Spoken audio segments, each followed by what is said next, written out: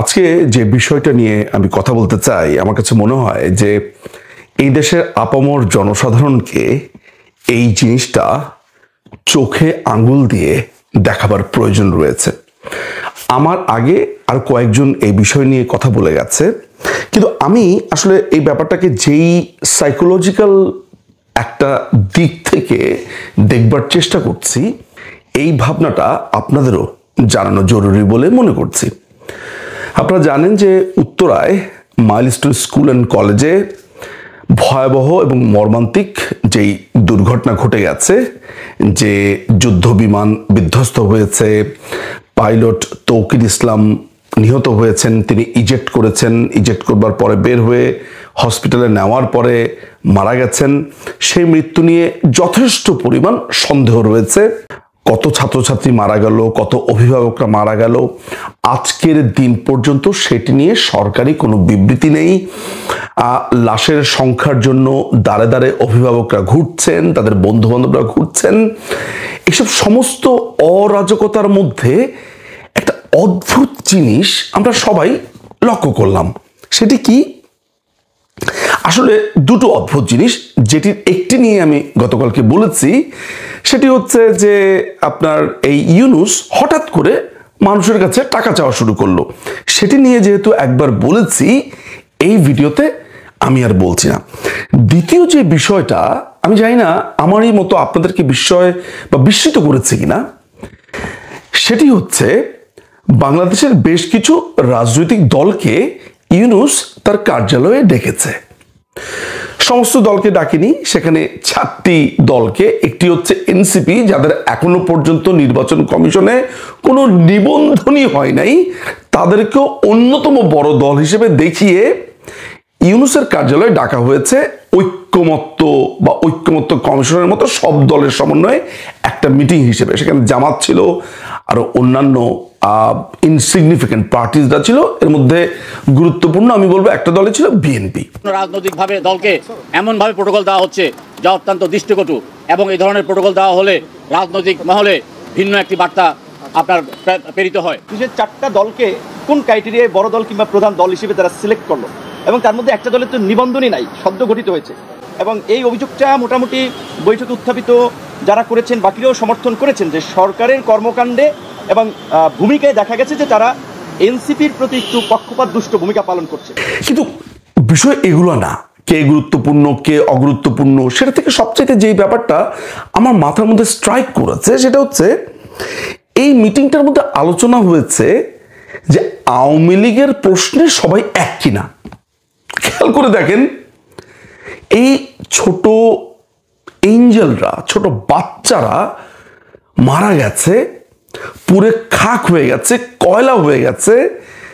এইটা নিয়ে চিন্তা না করে এই পুরো ঘটনাটাতে আওয়ামী লীগ স্যাবোটেজ করবে, কোট এবং আনকোট, বা তারা এই ঘটনাটাকে ক্যাশ করবে, বা তারা এই ঘটনাটাকে নিয়ে আন্দোলন করবে।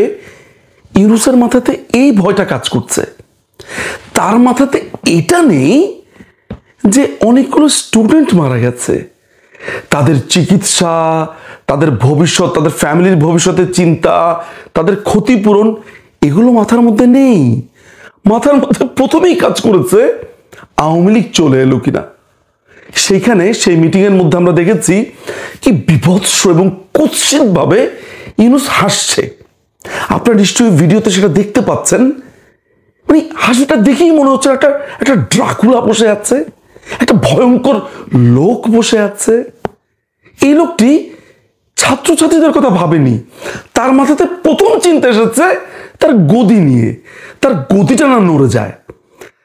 জামাত শিবির ইতিমধ্যে বলেছে এইখানে সবাইকে ছাত্রলীগ বলে পেটানো শুরু করো, অর্থাৎ যেই সব ছাত্রছাত্রীরা সচিবালয়ে 6 দফা দাবি নিয়ে গেছে, তাদের দুঃখের কথা বলতে গেছে, লাশের হিসেব চাইতে গেছে, প্রত্যেককে ছাত্রলীগ ট্যাগ দিয়ে পেটানোর হুকুম দিয়েছে এই জামাত শিবির। আমরা সেই ক্লিপসটাও একটু শুনে নেই। আমরা ছিলাম আর কি, আমরা তো সচিবালয়ের সামনে থেকে আসছি। তোমার হচ্ছে কি আমাদের এখানকার যে ভাইরা ছিল আর কি, আমাদের ইউনিটের সবাইকে আমরা পুশ করছি ওখানে।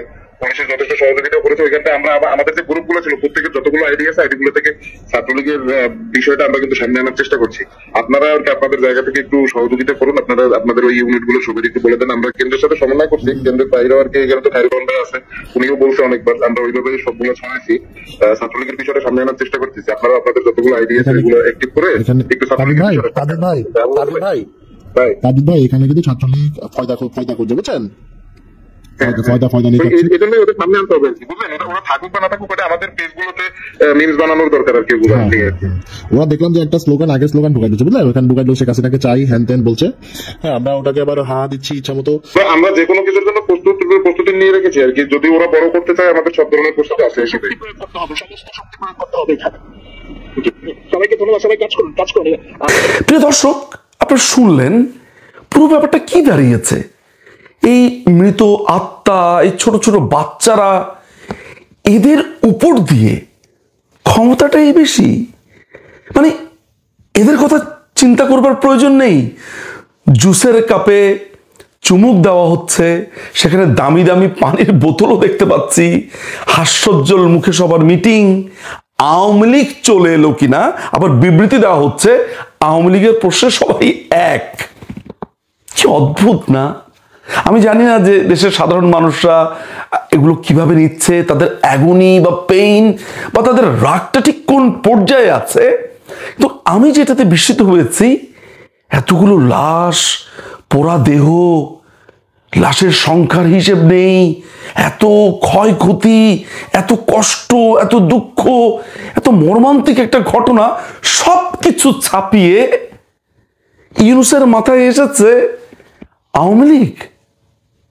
আপনারা কি এই পশুটা, এই এনিমেল, এই ভয়ঙ্কর ড্রাকুলার ভাবনার প্যাটার্নটা লক্ষ্য করেছেন?